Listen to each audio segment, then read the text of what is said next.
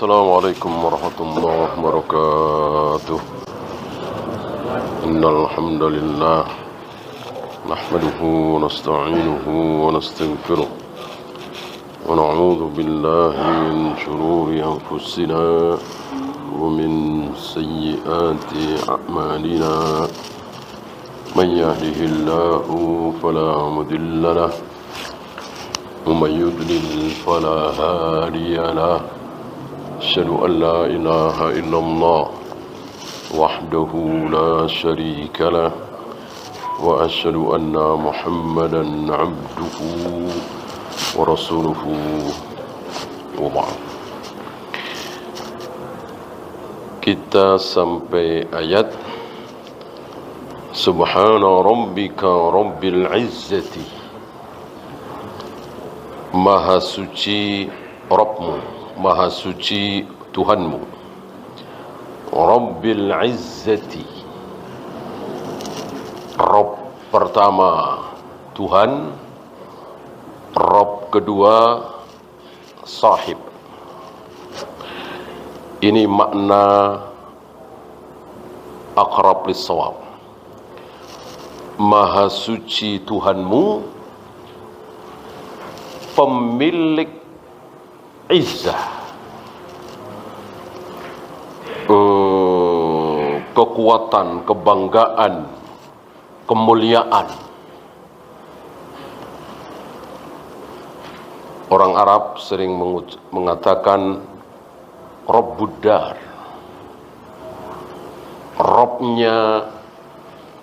Robnya rumah ini. Kan tidak mungkin Tuhan, tapi sahib, pemilik, sahibud dar, malikud dar.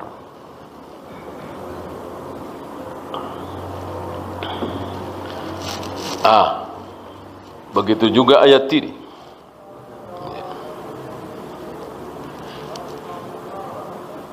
Seperti Nabi Yusuf ketika diajak berzina oleh Zulaikha, Nabi Yusuf mengatakan, aku tidak mau mengkhianati Rabbku. Aku tidak mau mengkhianati Rabbku. Apakah Rabb di sini Tuhan?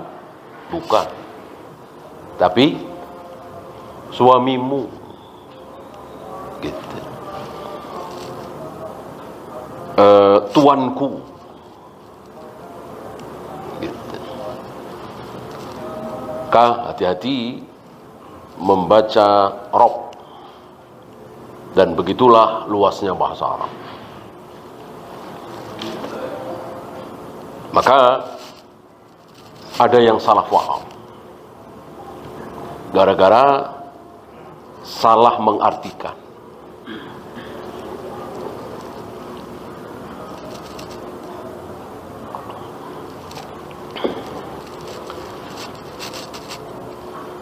Maha suci Rabbmu, pemilik kemuliaan. Maha suci dari apa? Biasanya suci itu dari suci dari sifat-sifat buruk, suci dari najis, suci dari kebohongan, dari sifat-sifat buruk. Nah, Allah suci. Suci dari apa? Amma yasifu, dari apapun yang disifati oleh mereka. Siapa mereka ini? Umumnya manusia, terutama kaum musyrikin. Karena kaum musyrikin mensifati Allah dengan sifat yang salah, banyak yang salah. Allah punya anak, Allah bersedih, Tuhan bersedih, Tuhan bosan, Allah suci dari sifat-sifat tersebut. Allah tidak pernah dan tidak akan pernah bosan. Allah tidak mungkin punya anak. Allah tidak bengis, Allah tidak kejam, Allah tidak zalim. Suci dari itu semua. Nah, dilanjutkan dengan kalimat wassalamun 'alal mursalin. Selamatlah para rasul itu. Mursalin ay rusul.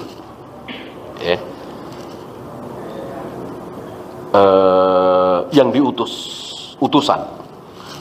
Selamatlah para rasul itu. Para rasul selamat. Selamat dari apa kira-kira? Para nabi, para rasul itu selamat. Allah yang menyatakan para nabi, para rasul selamat. Selamat dari apa? Selamat dari pembunuhan? Betul? Enggak. Berapa banyak nabi dibunuh? Selamat dari cacian, makian? Enggak. Berapa banyak nabi yang dicaci, dimaki, dihujat oleh kaumnya? Dikatakan tukang sihir, dikatakan gila, kemasukan jin, sahirun, majnunun, penyair gila. Tidak selamat dari cacian, tidak selamat dari makian, tidak selamat dari hujatan, tidak selamat dari pembunuhan, apalagi siksaan. Dibunuh aja nggak selamat, apalagi disiksa. Banyak para nabi, para rasul disiksa. Tapi Allah nyatakan di sini wassalamun 'alal mursalin. Para nabi, para rasul itu selamat. Selamat dari apa? Dari mensifati Allah dengan sifat-sifat yang tidak benar. Kan hubungannya di situ. Ya. Maha suci Allah dari apa yang disifatkan oleh orang-orang musyrik itu. Selamatlah para rasul. Para rasul selamat dari apa? Dari mensifati Allah seperti orang-orang musyrik itu. Allah begini, Allah begini, Allah begini, Allah begini, dan itu salah. Nah, antum harus tahu bahwa orang-orang musyrik itu, banyak orang-orang musyrik itu mencintai Allah, memuliakan Allah, menyembah Allah, tapi mensifati Allah dengan sifat yang salah. Jadilah musyrik. Antum kira orang-orang Yahudi enggak menyembah Allah? Menyembah. Antum kira orang-orang Nasrani enggak menyembah Allah? Menyembah. Abu Jahal, Abu Lahab menyembah Allah? Menyembah. Lalu di mana letak kesalahan Yahudi, Nasrani, Abu Jahal, Abu Lahab? Mensifati Allah dengan sifat yang salah. Allah punya anak. Allah perlu perantara. Agar kita dekat dengan Allah, kita butuh perantara. Orang-orang soleh yang sudah mati mensifati Allah dengan sifat yang salah. Gara-gara itulah mereka kekal di neraka selama-lamanya. Nah, para nabi, para rasul selamat. Tidak ada satupun nabi, satupun rasul yang mensifati Allah dengan sifat yang salah. Maka jika kita ingin benar dalam mensifati Allah, ikutilah para nabi, para rasul, wabil khusus Nabi Muhammad sallallahu alaihi wasallam. Pernahkah Rasulullah mengatakan Allah di mana-mana? Enggak pernah. Nabi selalu mengatakan bahwa Ar-Rahmanu 'alal arsy istawa. Pernahkah Nabi mengatakan tangan Allah itu kiasan, wajah Allah itu kiasan, Allah turun ke langit dunia setiap sepertiga malam itu kiasan? Tidak pernah. Nabi hanya mengatakan Allah turun ke langit dunia setiap sepertiga malam, titik. Allah menghadapkan wajahnya ke wajah orang yang sedang sholat, titik. Allah menciptakan Adam dengan kedua tangannya, titik.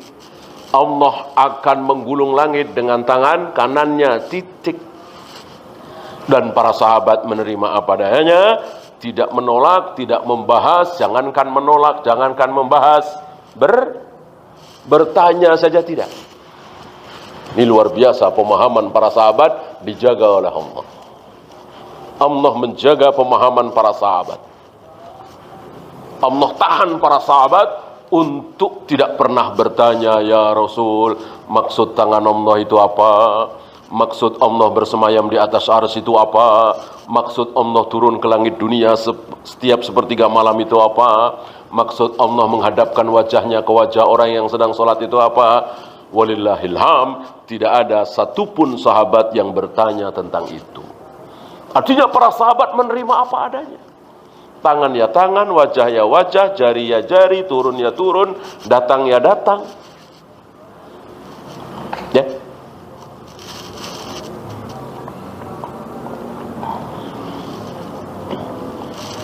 Dan tentu para sahabat juga faham karena membaca ayat-ayat lain, hadis-hadis lain, bahwa Allah tidak mungkin serupa dengan apapun. Tidak mungkin ada sesuatu yang mirip-mirip dengan Allah. Laisa kamitslihi syai' wa lam yakul lahu kufuwan ahad. Tidak ada satupun yang sekufu dengan Allah. Tapi Allah punya tangan, punya jari, turun, bersemayam, dan seterusnya. Cukup diimani apa adanya. Maka para sahabat diikuti tabi'in, atba'u tabi'in, dan seterusnya sampai a'immatul arba'ah, sampai imam-imam ahlul hadis dan seterusnya, mengimani sifat-sifat Allah mudah, sederhana, ringkas, ya, tidak bertele-tele, tidak seperti kaum Asy'ariyah, Maturidiyah, Jahmiyah, Jabariyah yang ketularan ahlul kalam falasifah membahas sifat-sifat Allah itu bertele-tele. Tidak perlu dibahas padahal, tapi mereka bahas. Terakhir, walhamdulillahi rabbil alamin. Ini surat As-Saffat, ya. Kita sering mendengarkan ayat ini, dan anehnya, ini luar biasa, ya, rahasia takdir. Anehnya ayat ini sering dibaca oleh siapa kalau antum tahu? Oleh mereka kaum Asy'ariyah. Di akhir-akhir doa mereka, mungkin antum sering dengar, ya, ketika mereka berdoa rame-rame, doa bersama, sering diakhiri dengan subhana rabbika rabbil izzati amma yasifun wa salamun alal mursalin walhamdulillahi rabbil alamin. Kalimat yang hak keluar dari mulut mereka, tapi mereka tidak faham dengan ayat ini. Mereka mengatakan Allah mempunyai sifat 20. Allah tidak punya tangan, Allah tidak punya wajah, Allah tidak punya jari. Atau mentakwil, tangan Allah maksudnya anu, jari Allah maksudnya anu, wajah Allah maksudnya anu. Tidak selamat. Yang selamat adalah para nabi, para rasul. Wassalamun alal mursalin. Kenapa para nabi, para rasul selamat? Karena tidak mengutak-atik sifat-sifat Allah.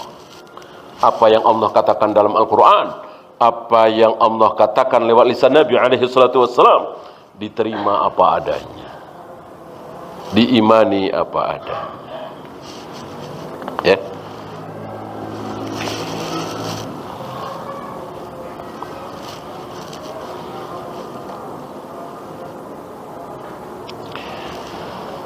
Hamidallahu nafsahu. Allah memuji dirinya sendiri, dan Allah berhak memuji dirinya sendiri, sedangkan kita tidak berhak. Kita tidak berhak, ya. Maka para ulama mengikuti sunnah Nabi alaihi salatu wassalam. Ketika bisa disembunyikan, sembunyikan. Kecuali tidak bisa disembunyikan, mau nggak mau harus disampaikan, ya. Akulah satu-satunya yang syafaatnya diterima oleh Allah. Seluruh manusia berbondong-bondong ke Nabi Adam, ditolak. Nabi Nuh ditolak, Nabi Ibrahim ditolak, Nabi Musa ditolak, Nabi Isa alaihi wassalatu wassalam ditolak. ketika datang kepadaku, maka aku sujud. Aku sujud, hanya Allah yang tahu berapa lama aku sujud. Mungkin sejam, mungkin 3 jam, mungkin sehari, hanya Allah yang tahu.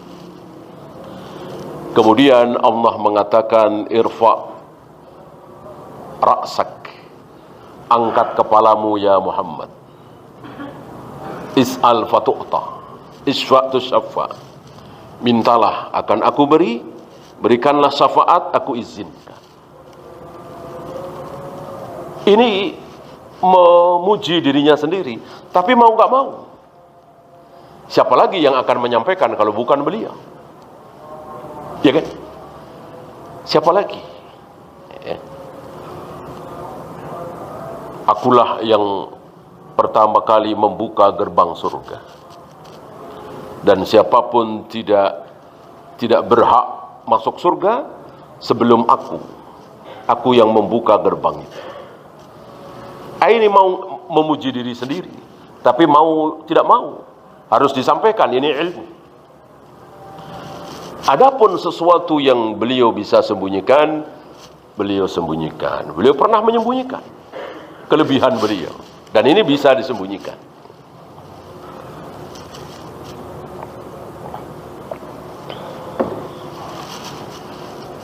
Kata Ibnu Mas'ud, kana Rasulullah sallallahu alaihi wasallam yahki nabiyyan minal anbiya. Nabi menceritakan bahwa ada seorang nabi yang kepalanya berdarah karena dilempar oleh kaumnya, lalu darah menetes membasahi wajahnya, lalu darah itu diusap oleh nabi tersebut sambil mendoakan, Allahumma gfir li qaumi fa innahum la ya'lamun. Ampuni kaumku ini ya Allah, mereka belum tahu. Ada tuh nabi seperti itu. Beliau cerita, ada nabi seperti itu. Padahal beliau sendiri. Ini bisa disembunyikan dan bisa diketahui tanpa beliau mengatakan itulah aku. Kalau yang tadi ya nggak mungkin. Kalau tadi nggak mungkin, beliau harus jelaskan, gitu ya. Maka sunnah bagi kita, ketika kita punya kelebihan, maka sembunyikan, ya. Sebagaimana yang dicontohkan oleh Nabi SAW, tidak memuji diri sendiri. Kecuali Allah memuji dirinya sendiri. Hamidallahu nafsahu azza wa jal. Allah memuji dirinya sendiri. Ba'da an nazzahaha, setelah Allah membersihkan dirinya dari sifat-sifat tercela. Tidak mungkin aku zalim, tidak mungkin aku kejam, tidak mungkin aku bengis, dan seterusnya. Disucikan beliau. Allah mensucikan dirinya sendiri dari sifat-sifat yang buruk. Yang buruk yang dimaksud adalah yang tidak ada pada diri beliau. Kalau ada pada diri Allah, maka itu tidak disucikan. Walaupun judulnya sombong, takabur, ya kan? Allah tidak pernah mengatakan aku tidak sombong. Bahkan namanya Al-Mutakabbir, ya, yang membesarkan dirinya, yang menyombongkan dirinya. Justru Allah mensucikan dirinya dari sifat merendahkan diri, ya, merendahkan dirinya sendiri. Tidak mungkin, dan nggak ada. Tidak ada satupun ayat, tidak ada satupun hadis yang berisi kalimat Allah merendahkan dirinya. Yang ada sebaliknya.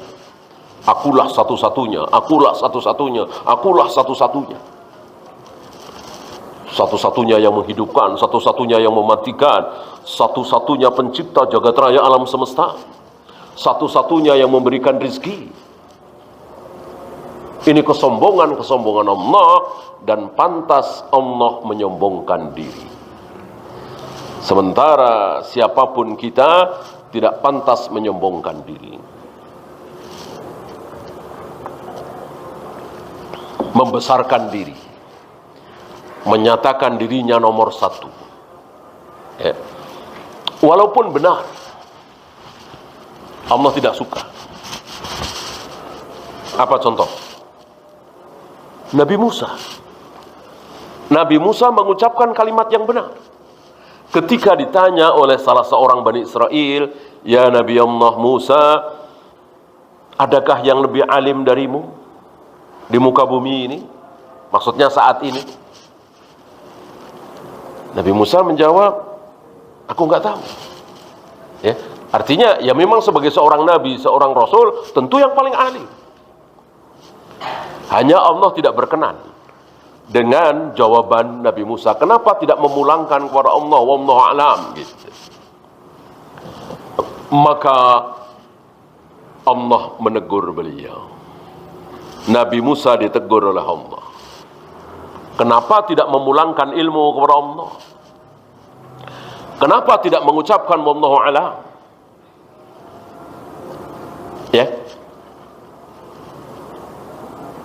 Maka Allah wajibkan kepada Nabi Musa untuk berguru. Bergurunya kepada orang yang tidak dikenal. Ya. Sementara siapa yang tidak kenal dengan Nabi Musa hari itu? Ya, Nabi, Rasul, kalamullah. Dihukum oleh Allah untuk berguru kepada seseorang yang tidak dikenal. Dan ini ujian berat bagi beliau tentunya. Dan begitulah Allah menguji hambanya kadang dengan sesuatu yang berat bagi dia, terutama para nabi, para rasul. Ambil contoh ketika Rasulullah SAW itu menonjol sifat malunya. Beliau sangat pemalu, tapi justru Allah uji beliau dengan sesuatu yang memalukan. Luar biasa. Ini sangat luar biasa. Walillahilham, beliau kuat, beliau tabah. Istilah kita, beliau lulus. Ya, walaupun malu luar biasa, ini ujian dari Allah, beliau lakukan, beliau sampaikan. Gitu ya.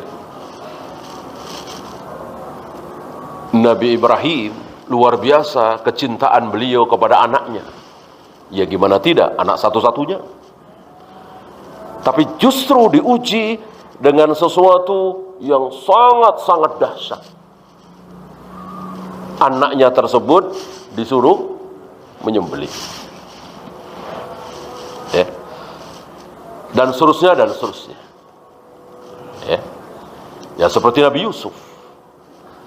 Nabi Yusuf laki-laki yang luar biasa. Laki-laki selain parasnya yang luar biasa, tampan, mempunyai syahwat yang luar biasa. Justru syahwat yang luar biasa ini diuji oleh Allah. Digoda oleh seorang wanita yang sangat cantik. Ya. Apakah Nabi Yusuf bernafsu, bersyahwat, birahi terhadap Zulaikha? Iya. Kalau Zulaikha ya jangan ditanya ya, emang goda. Nabi Yusuf, Al-Quran membongkar rahasia beliau. Walaqad hammat bihi wa hamma biha. Zulaikha begitu bernafsu kepada Yusuf, Yusuf pun begitu bernafsu kepada Zulaikha. Dua-duanya bernafsu. Ini luar biasa. Justru diuji dengan hal seperti itu dan lulus. Ya. Berbeda kalau yang diuji dan lulus diuji oleh wanita yang sangat cantik, diajak berzina, dia lulus. Kenapa? Karena dia lemah syahwat misalnya, ya, atau enggak nafsu sama perempuan. Apa istilahnya? Melambai, misal apa istilahnya, ya? Ya tentu dia tidak hebat. Orang enggak ada nafsu, enggak hebat. Ya. Justru yang hebat Nabi Yusuf. Walaqad hammat bihi wa hamma biha. Birahi beliau, nafsu beliau, syahwat beliau luar biasa. Tapi karena ini haram, beliau tahan. Itu yang luar biasa. Ya. Begitulah para nabi, para rasul. Dan merembet kepada para ulama. Orang-orang soleh, wali-wali Allah, diuji oleh Allah dengan sesuatu yang berat bagi dirinya. Orang awam melihat biasa aja. Ya, biasa aja seperti itu. Tapi bagi yang bersangkutan ini berat sekali. Berat sekali bagi Rasulullah diuji dengan ujian suruh menikah dengan Zainab itu. Ini berat sekali bagi beliau. Sangat-sangat berat sekali. Walillahilham, beliau lulus. Ya.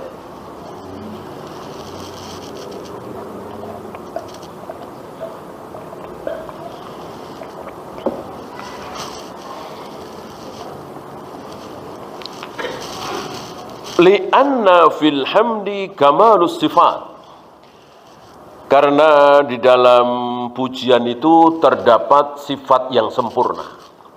Ada kamalus sifat. Kesempurnaan dari sifat itu adalah ada di dalam pujian itu. Wa fit tasbihi tanzihun 'anil uyub. Sebaliknya di dalam tasbih, pensucian itu berarti membersihkan diri dari hal yang aib. Tidak mungkin Allah memiliki aib. Tapi sekali lagi, aibnya itu adalah bagi Allah, bukan aib bagi kita. Aib bagi kita kalau sombong. Aib bagi kita kalau suka dipuji. Tapi tidak aib bagi Allah. Sombong, suka dipuji, memuji dirinya sendiri, tidak aib bagi Allah. Aib bagi kita. Ya, pelajaran awal dulu kan. Baik bagi Allah, baik bagi kita. Tidak baik bagi Allah, tidak baik bagi kita. Ini banyak sekali. Bisa sebutkan contohnya? Ya banyak lah ya. Hidup, berilmu, berkuasa, sabar. Ini semuanya baik bagi Allah, baik bagi kita. Otomatis tidak baik bagi kita, tidak baik bagi Allah. Bodoh, mati, lupa, apalagi kan tidak baik bagi kita, tidak baik pula bagi Allah. Maka tidak mungkin Allah bodoh, tidak mungkin Allah lupa, tidak mungkin Allah mati. Kalau kita mungkin semua. Kita ini mungkin bodoh, mungkin lupa, mungkin mati.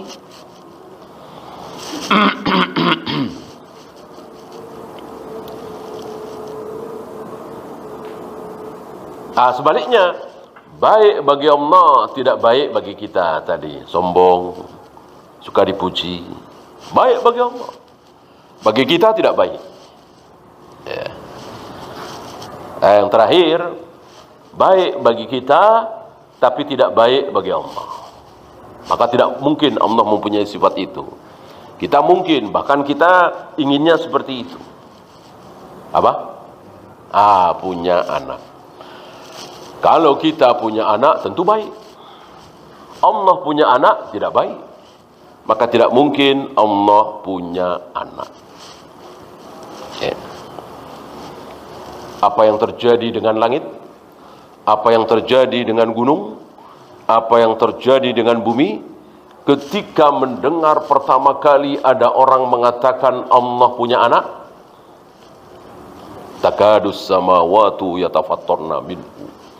Langit hampir-hampir mau runtuh, gunung hampir-hampir mau meledak, bumi hampir-hampir mau belah. Anda'au lirrahmani walada. Ketika pertama kali mendengar ada orang mengatakan Allah punya anak, begitu emosi, begitu marah. Langit, bumi, gunung mendengar ada manusia mengatakan Allah punya anak.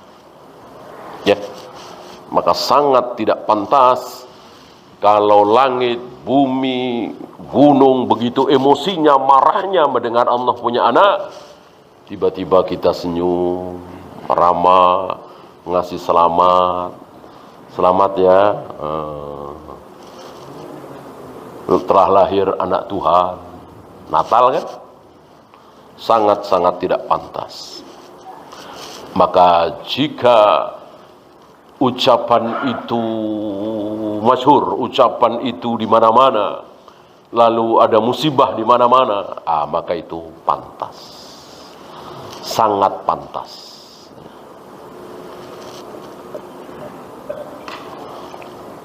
Sangat pas. Ya.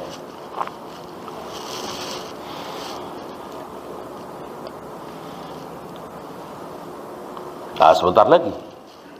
Ya. Sebentar lagi, kira-kira sebulan lagi akan bergema suara itu. Ya. Intinya ya hari di mana Tuhan punya anak. Lahirnya anak Tuhan kan.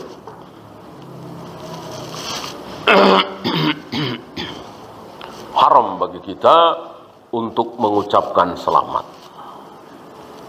dengan tulisan, dengan lisan, dengan apapun. Dan haram bagi kita untuk menghormati. Haram bagi kita untuk memakai simbol-simbol. Ya.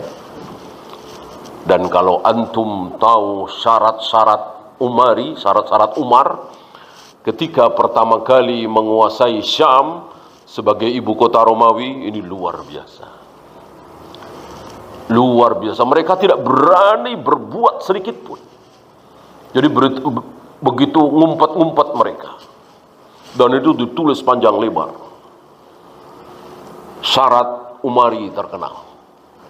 Jadi Umar memberikan syarat bahwa kaum Nasara di Syam yang tadinya adalah ibu kota Romawi akhirnya direbut oleh kaum muslimin. Kalau kalian ingin selamat, tidak dibunuh, syaratnya begini. Ya. Sampai memakai salib saya tidak boleh. Tidak boleh ada salib. Ya. Bahwa gereja-gereja tidak dirobohkan, betul. Tapi mereka betul-betul tertutup rapat di situ. Tidak dilihat oleh kaum muslimin. Bahkan ada aturan jika kaum muslimin mempunyai kepentingan terhadap gereja itu harus diizinkan. Ya. Artinya Umar tidak memberikan istilah kita toleransi sedikit pun. Kebaktian segala macam ini dusta atas nama Umar bin Khattab. Ya.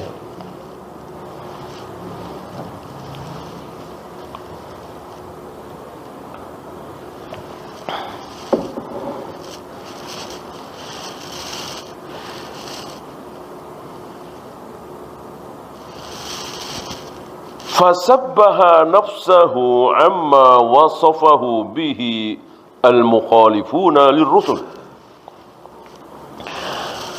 Allah mensucikan dirinya sendiri dari sifat-sifat yang diucapkan oleh para penentang Nabi dan Rasul.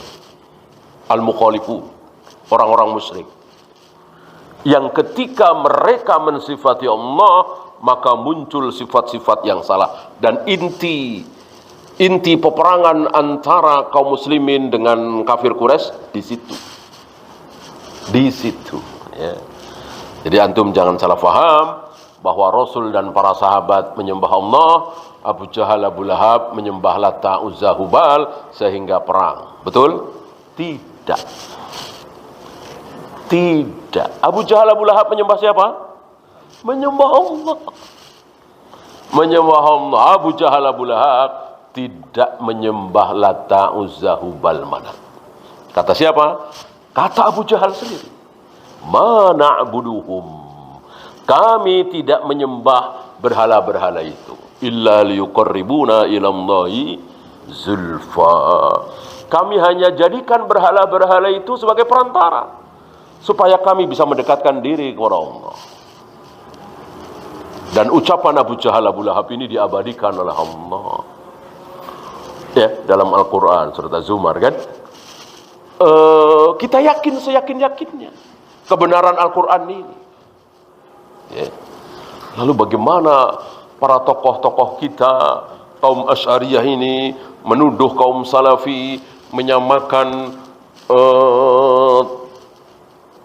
tauhid mereka dengan tauhidnya Abu Jahal, Abu Lahab.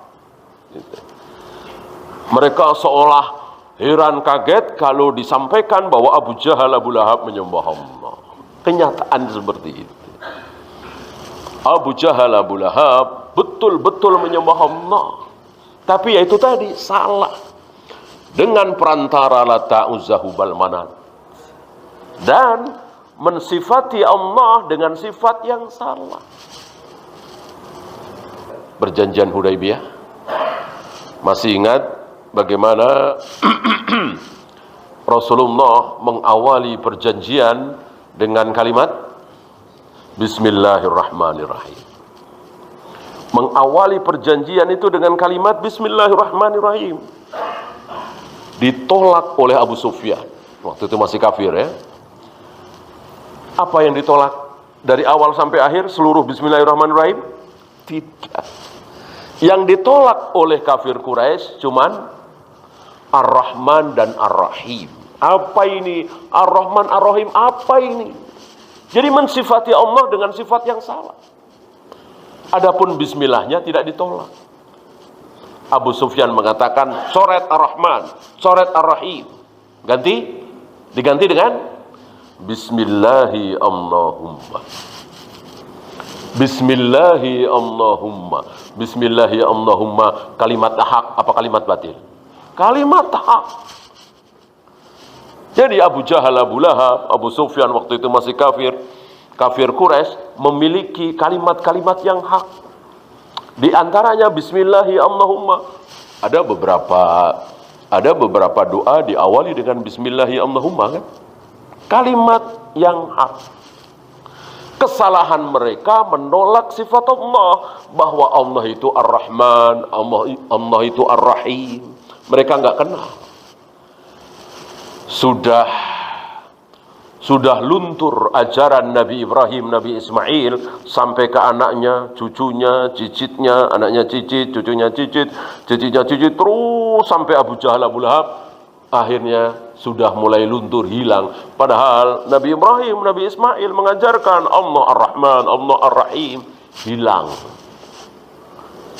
Maka ketika Rasulullah kembali mengajarkan yang benar, Allah itu Ar-Rahman, Allah itu Ar-Rahim, ditolak.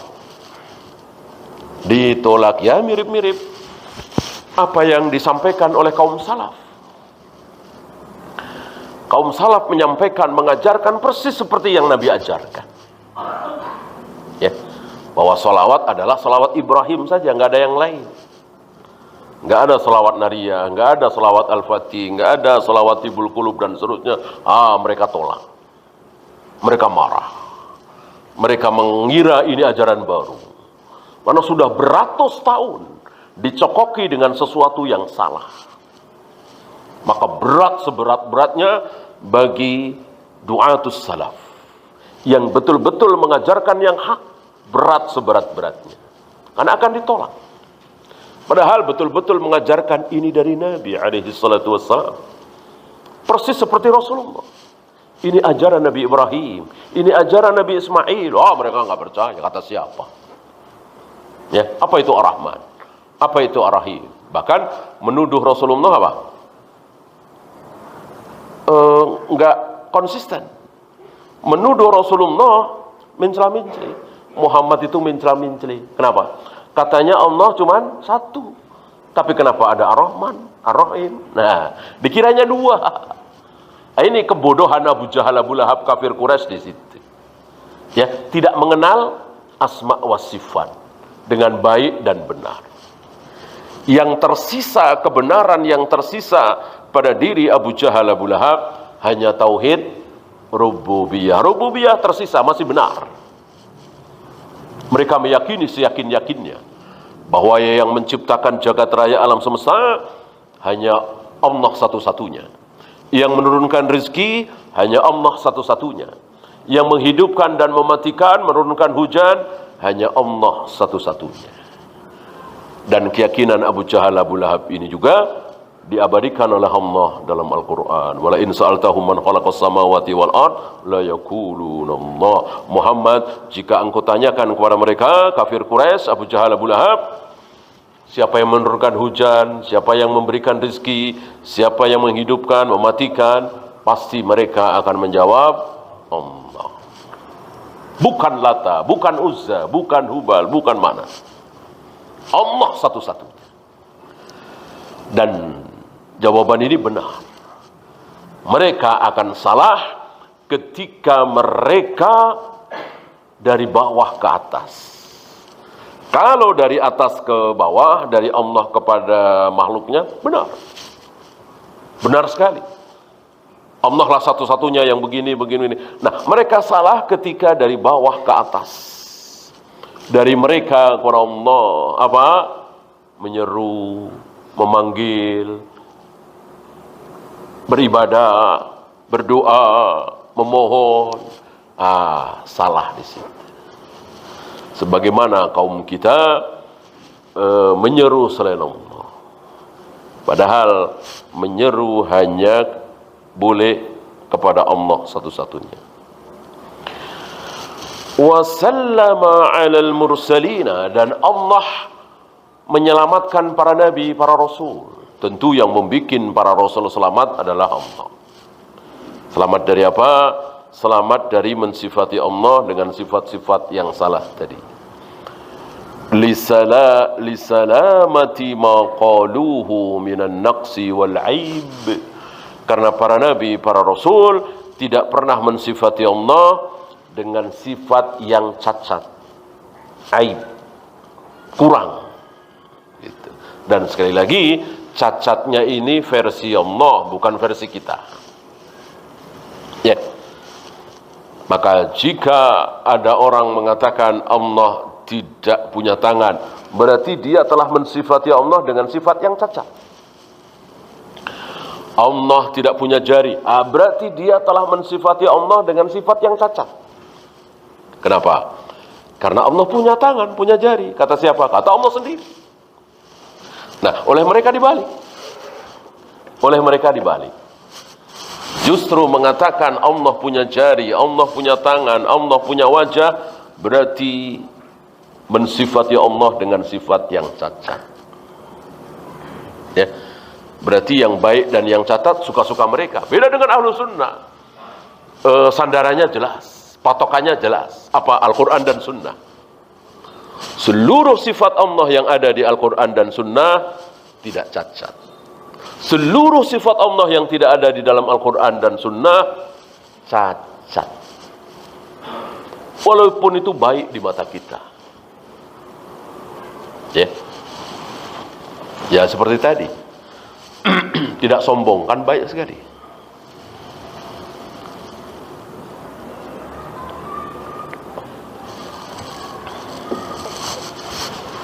Dia tidak sombong, beliau tidak sombong. Ini kan bagus sekali.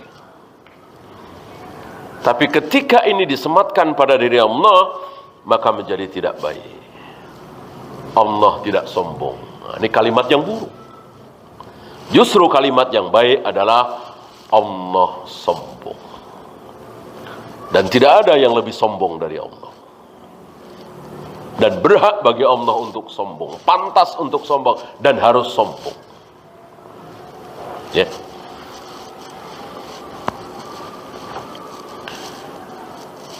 Makna hadhil jumlati wadihun. Makna dari kalimat ini jelas, sangat jelas. Wa baqiya ayyuqal wa hamida nafsahu likamali sifatihi.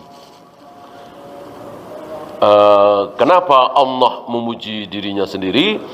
Karena seluruh sifat Allah adalah sempurna. Kebaikannya sempurna, ilmunya sempurna, kekuasaannya sempurna, ketinggiannya sempurna. Ketika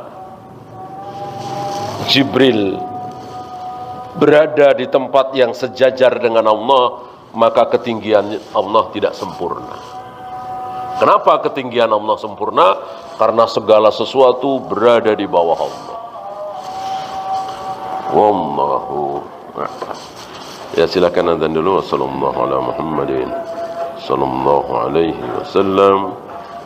Wa akhiru da'wana alhamdulillahi rabbil alamin.